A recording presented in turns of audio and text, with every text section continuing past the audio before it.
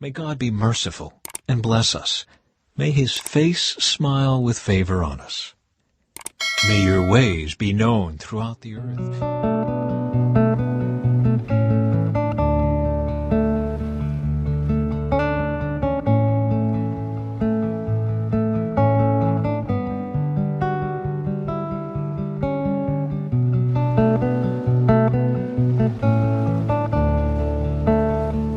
Psalm 67. May God be merciful and bless us. May His face smile with favor on us. May your ways be known throughout the earth. You are saving power among people everywhere. May the nations praise you, O God. Yes, may all the nations praise you. Let the whole world sing for joy, because you govern the nations with justice and guide the people of the whole world. May the nations praise you, O God. Yes, may all the nations praise you. Then the earth will yield its harvests, and God, our God, will richly bless us.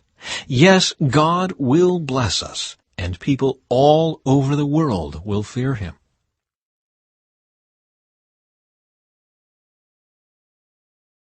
Chapter 15.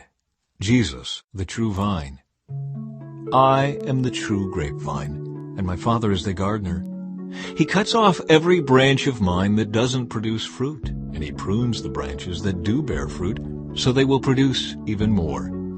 You have already been pruned and purified by the message I have given you.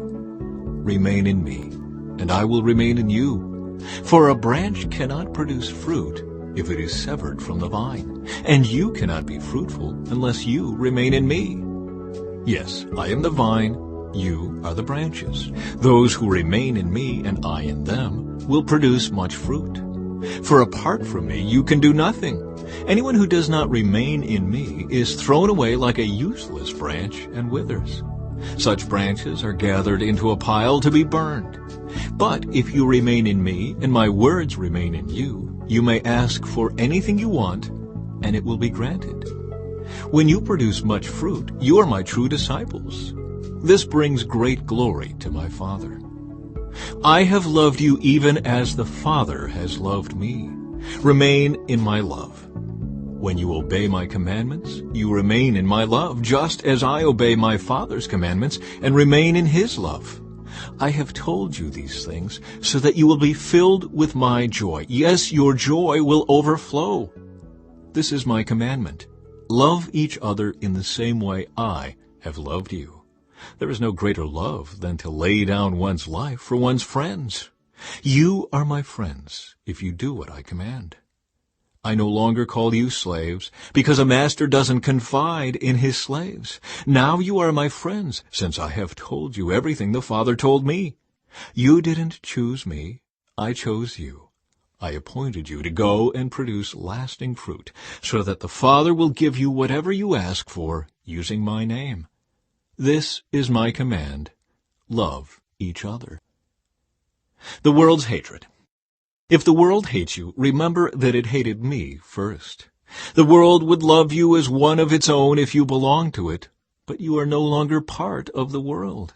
I chose you to come out of the world, so it hates you. Do you remember what I told you? A slave is not greater than the master. Since they persecuted me, naturally they will persecute you.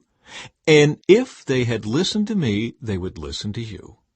They will do all this to you because of me, for they have rejected the one who sent me. They would not be guilty if I had not come and spoken to them, but now they have no excuse for their sin. Anyone who hates me also hates my Father.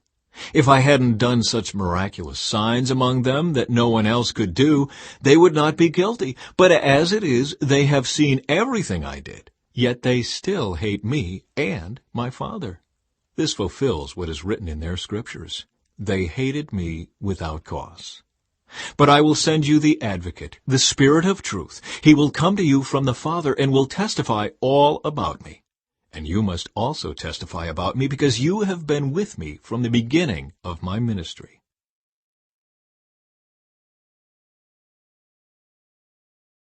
I have told you these things so that you won't abandon your faith.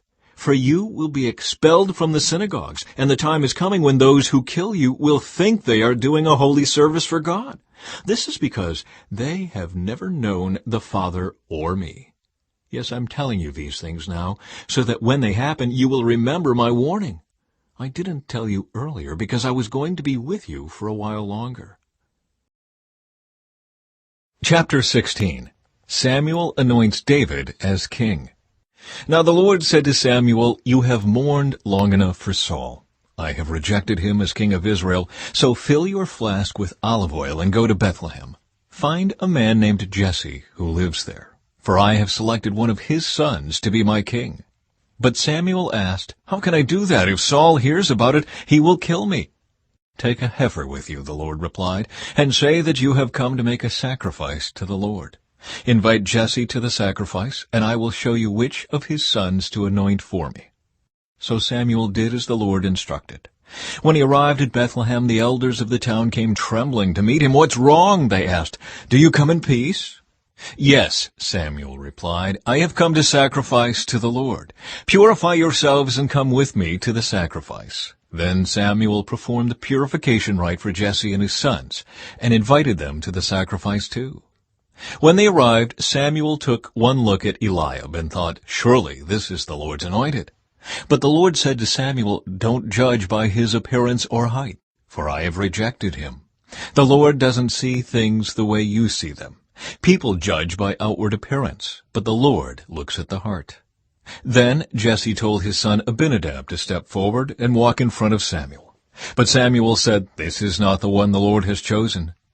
Next, Jesse summoned Shimei, but Samuel said, "Neither is this the one the Lord has chosen."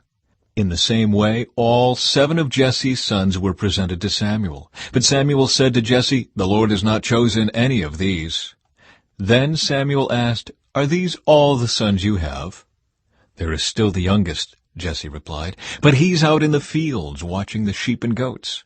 "Send for him at once," Samuel said. "We will not sit down to eat until he arrives." So Jesse sent for him. He was dark and handsome, with beautiful eyes. And the Lord said, "This is the one. Anoint him." So as David stood there among his brothers, Samuel took the flask of olive oil he had brought and anointed David with the oil. And the Spirit of the Lord came powerfully upon David from that day on. Then Samuel returned to Ramah. David serves in Saul's court. Now the Spirit of the Lord had left Saul, and the Lord sent a tormenting spirit that filled him with depression and fear. Some of Saul's servants said to him, "A tormenting spirit from God is troubling you. Let us find a good musician to play the harp whenever the tormenting spirit troubles you. He will play soothing music, and you will soon be well again." "All right," Saul said. "Find me someone who plays well and bring him here." One of the servants said to Saul, "One of Jesse's sons from Bethlehem is a talented harp player. Not only that, he is a brave warrior, a man of war, and has good judgment. He is also a fine-looking young man, and the Lord is with him." So Saul sent messengers to Jesse to say, "Send me your son David the shepherd." Jesse responded by sending David to Saul, along with a young goat, a donkey loaded with bread, and a wineskin full of wine. So David went to Saul and began serving him. Saul loved David very much, and David became his armor-bearer. Then Saul sent word to Jesse asking, "Please let David remain in my service, for I am very pleased with him." And whenever the tormenting spirit from God troubled Saul, David would play the harp. Then Saul would feel better, and the tormenting spirit would go away.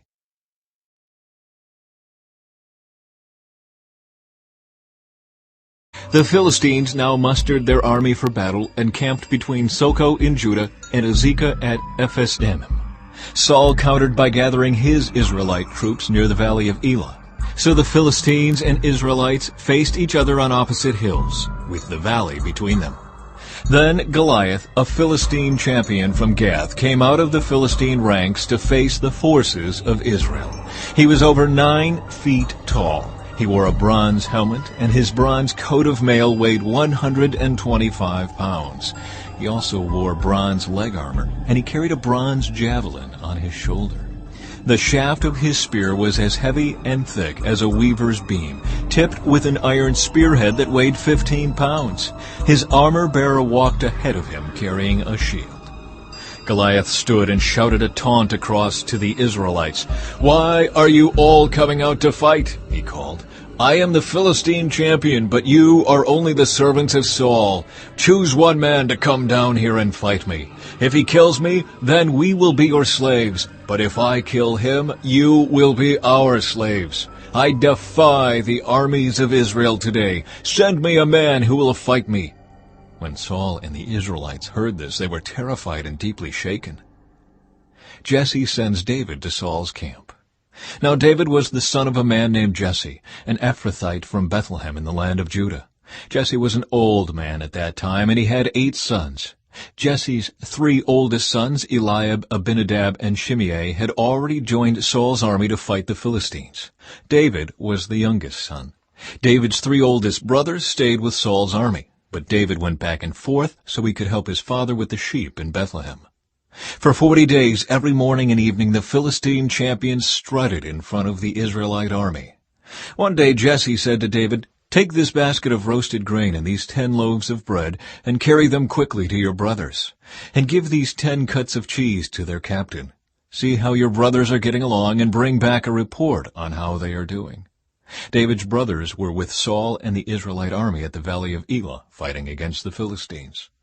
So David left the sheep with another shepherd and set out early the next morning with the gifts, as Jesse had directed him.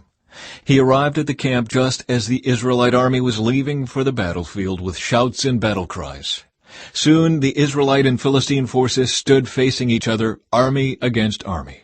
David left his things with the keeper of supplies and hurried out to the ranks to greet his brothers. As he was talking with them, Goliath, the Philistine champion from Gath, came out from the Philistine ranks. Then David heard him shout his usual taunt to the army of Israel. As soon as the Israelite army saw him, they began to run away in fright.